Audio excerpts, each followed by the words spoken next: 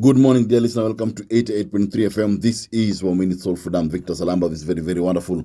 The last Friday of April, 30th of April, dear listener, is the day today. As we thank God for various things and also for bringing us this far. I always say that in Thanksgiving, we increase our capacity to receive.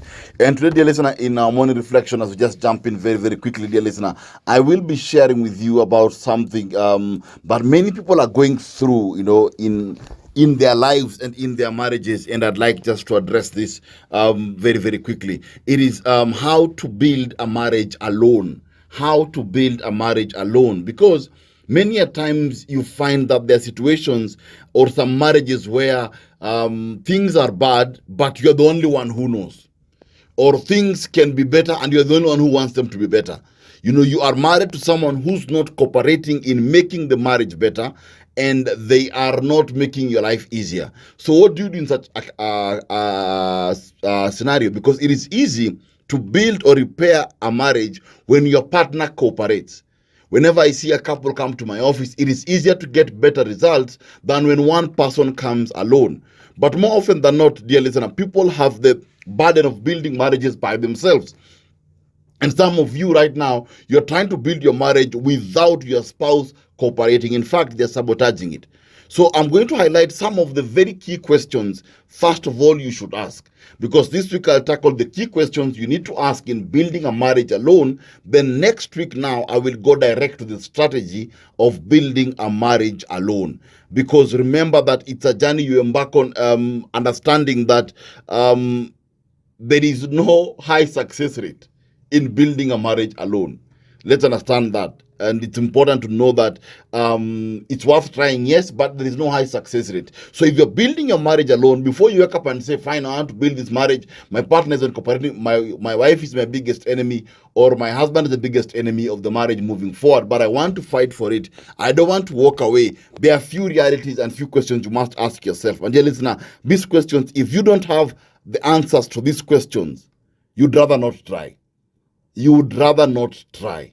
Because I've seen couples in my office when I've talked to them and I've told them that, are you ready to do 1, 2, 3? For the marriage to work, it needs 1, 2, 3. Can you do it? If the answer is short of an affirmative, very strong yes, then automatically I tell them, you cannot save your marriage. If you cannot do 1, 2, 3, you cannot save it. And at times in my office, I've learned to be very, very straightforward about that, because there's an illusion that, and I'll say this, yes, every single marriage has the capacity and the potential to be saved.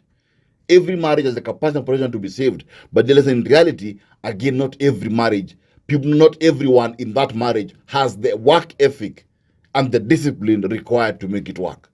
So it's important to understand that at times we are caught up in marriages like this and we're thinking, I want to fight for it. But do you understand what fighting for it is? That's what you're going to tackle now. If you can't answer these questions, my dear friend, I don't think you can build the marriage alone. Number one, you should ask yourself this. Do you really want that marriage to work? That is question 1A. Do you really want that marriage to work? What do I mean? Be sure of this fact that I want it to work, and you're not chasing the wind. You're not chasing not disappointing your parents. You're not chasing not being a single parent.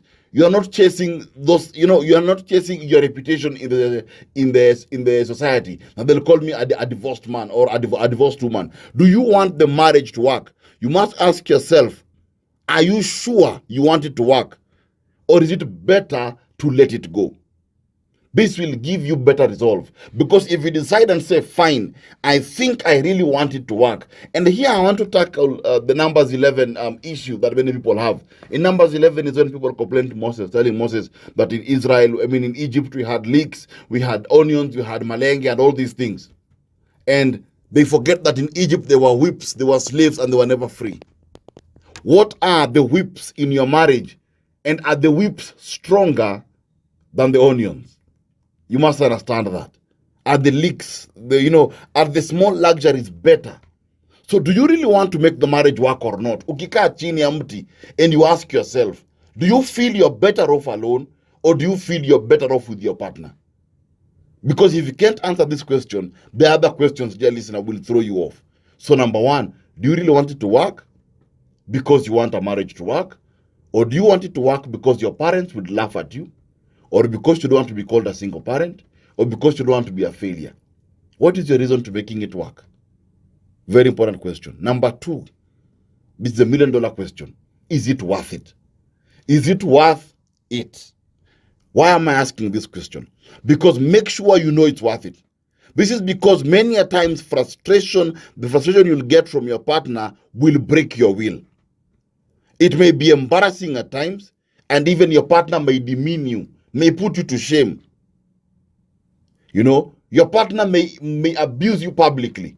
Your partner may break your heart. Is it worth that pain?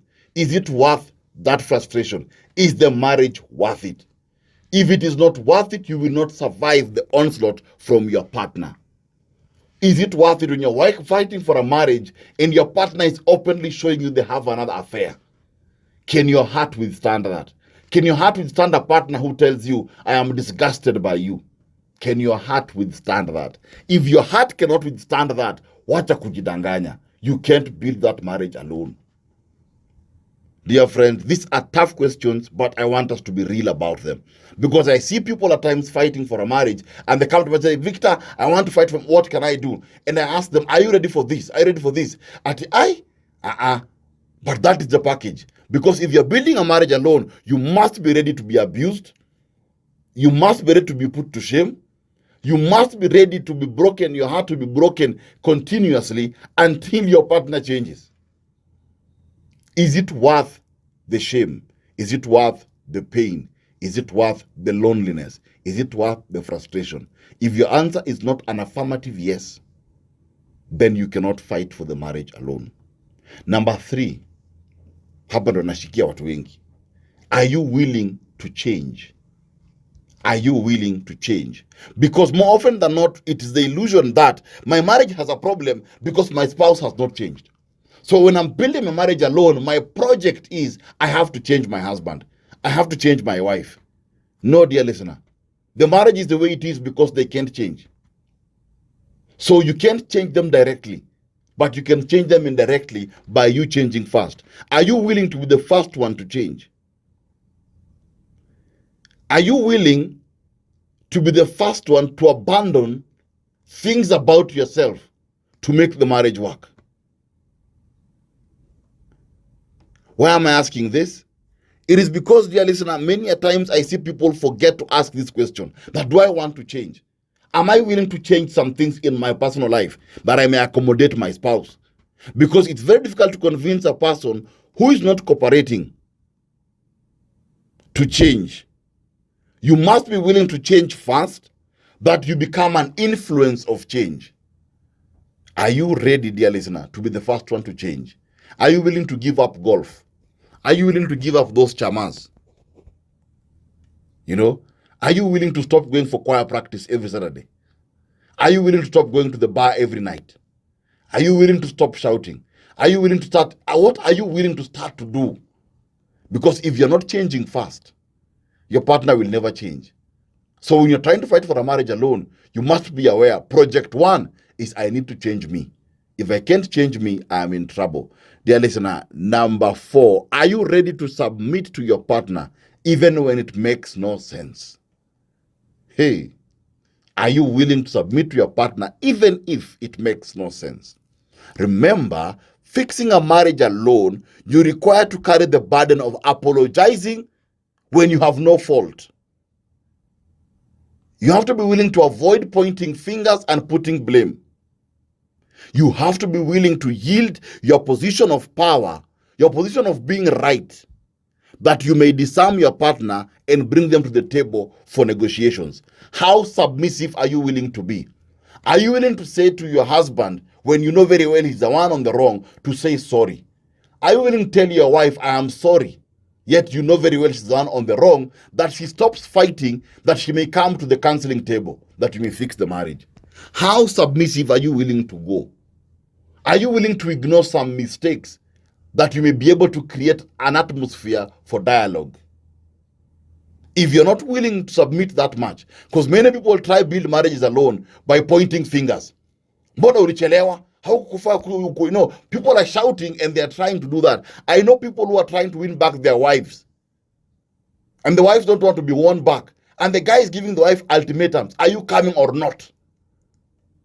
And I told this man, you can't get her back that way. You're building the marriage alone. You must be willing to submit and tell her, I am sorry, I miss you, please come home. Instead of telling her, are you coming back or not? Yet very well he knows that her going is because of her own weaknesses. But the mistake you find many people coming to do, they begin to tell their partners, it is because you are not raised by your father. It's because, you are raised by a single mom. It's because, you are beaten when you are small. How do you fight or build a marriage alone and you're pointing fingers? Are you willing to submit and say, ukweli ni mimi niko na makosa, pole. Kaa chini tulia. Wacha tuongee. I'm sorry for annoying you. How submissive are you willing to get? If you're not willing, my dear, you are dreaming. You're not building the marriage alone. It is impossible. Number 5, do you have a functioning support system? Do you have a functioning support system? Do not embark on the journey to fix your marriage alone if you don't have a functioning support system, because it's a very lonely road, and you will need sober people to hold you when you're not strong. Or when you're about to lose your mind, you have people you can call who can help you push, who can help you stand, who can pray with you, who can encourage you, who can give you good and better tips to make it work. Because, my dear friends, building a marriage alone will push you. It's a very lonely road. 99% of the people in your life will tell you walk away. 99% of people in your life will tell you that you're crazy. Many people will even think that you've lost, that you don't know what you're doing. They might call you desperate, they might call you stupid, they might say all sorts of things. So you're fighting for a marriage alone, meaning you're lonely in your marriage and you have no one to support you. I've seen parents abandoning their children at such points. I've seen best couples leaving people at this point. My dear friend, you need a working support system. That is important. You need someone you can be able to call, someone you can be able to talk to and walk with, who can help you on a daily basis to keep your head, to be sober, and to win for the marriage. Many a times, these are not your friends, not your relatives. Many a times, dear listener, more often than not, it's normally an independent person who can see this objectively. Number 6, have you reconciled with the fact that it might fail after all your effort? Now, this is a serious question. Hii ni swali ya watu wazima. Have you reconciled with the fact that as you're working hard to fight for the marriage alone, to build it alone, that potentially it might fail after all your effort? Because there's no guarantee that if you're fighting for your marriage, it will work. Na hii ndio at times the lie I see people being told. Because one person was able to win and get their spouses back alone, it's not a universal template. Some marriages, yes, people come back because they are won on their knees. Some marriages are not won on their knees, they are won by the mouth. Some marriages are won by actions. Some marriages are not won at all. You might pray, you might fast, lay hands on your partner, unamwekelea mpaka speaker juu, everything. And still, my dear friend, it fails to work. So have you reconciled that fact that I'm engaging in building my marriage alone? I want my marriage to work. I want my wife back home. I want my husband back home. I want us to have the marriage we dreamed of. I'll put everything I can, but I'm reconciling with one fact. My partner has free will. And in their free will, they might fail to choose me. And I'm okay with that, but I'll still try. If you don't have that as an option, then you will lose your mind. Number 7, do you have a vision of what you want your marriage to look like? This marriage you're fighting for, how do you know it is the one when you get it? Saa zingine people fight for a marriage and they don't know what they want. They don't know what an ideal marriage is. So even when the partner changes, and I've seen this very many times in my office, I've seen men, women coming to my office fighting for their marriages. Then when their partners change and say, okay, fine, I want to fight for the marriage, the person begins to complain. Why are they complaining? It's because they never had a vision of what a good marriage is. So they thought that they are fixing the marriage or fighting for it. Yet in truth, my dear friends, you never knew what you wanted. So when you got it, you sabotage it yourself because you never knew what you wanted. And I've seen this happening endless times in my office. Endless times. You see a man coming for a whole year fighting for his marriage. Every day na unamwambia fanya hivi, talk to her like this, do this. Finally, he gets the wife back. Then he begins to sabotage it himself because he does not know what he wanted, so he misses it when he gets it. I've seen women missing the cue of when the husband is changing. The husband changes and the woman is left in the a deer caught in the headlights because she didn't anticipate the kind of change she wanted. She knew he wasn't the way she wanted him to be, but she never knew how she wanted him to be. So when he became akatupa network. I've seen that happen. Number 8, do you have other things in your life that you are grateful for? Things that are working well, or is your marriage your everything? Wacha niulize hiyo swali tena. Do you have things in your life that you're grateful for, that are working well, or is your marriage your everything? Why am I asking this? Because you must have other things in your life that give you identity. You are not born a wife, you are not born a husband. Your identity cannot be in the role you play as a wife or as a husband. You must have other things. This will protect you from turning your spouse into a project and being obsessive to the point where it becomes psychotic. Unaanza kustalk watu. You are beginning to follow people around. Looking for women who you think are with your husband, fighting people in town. Doing funny things because now you're obsessive. Your marriage is your everything. You must have other things in your life that work. Things that have given you identity and meaning. If you have such things, you have a better chance of winning for your marriage because you will not turn your spouse into a project. You will not become obsessive to the point of becoming psychotic. How do I get depression because it's not working? Because you might say my marriage is not working, but I have a business that works. I have a career that works. My marriage is not working, but at least my children are doing well. There are things that are working in my life. I have a good relationship with God. There are things that are working in my life. So my marriage is not my everything. People who embark to fight for their marriages alone and their marriage is everything are the ones who lose their minds. Because if it fails, you lose your meaning of life. Now upon the watu wana committing suicide. Your marriage cannot be your everything. You are not born a husband, you are not born a wife. And strictly speaking, there's no marriage in heaven. So at the end of the day, you must understand that I'm fighting for my marriage, but I am okay. It's not my everything. Number 9, are you ready to let go of all the wrongdoings and act as if nothing went wrong? Are you ready to let go of all the wrongdoing your spouse has done and act as if nothing went wrong? My dear friends, to build a marriage alone, you need to have an open check of forgiveness. You must be willing to forgive, to forgive, to forgive. That at the point of reconciliation, you have a blank check. If you don't know how to forgive and you're building a marriage alone, you will get more hurt.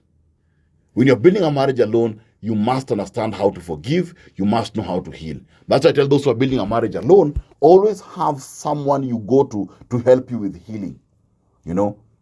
I've always said that. I have people who come to my office, they're building their marriages alone. They come to my office. Why? I help them to forgive. I help them to heal, that they may have strength to go and build again. To have strength to build again. But when the fellow reconciles and comes back to normal, you don't have a backlog of a lot of pain. You have been forgiving them while you went on, and the marriage can begin on a clean slate. If you have no capacity to forgive, unahaba vitu mingi za 2002, za 2002, then my dear, you can't build the marriage alone. You'll self-sabotage because you have too much pain. Dear listeners, that's the morning reflection. I'm Victor Salamba, and this will be available on my Facebook page, Victor Salamba, within the course of the day.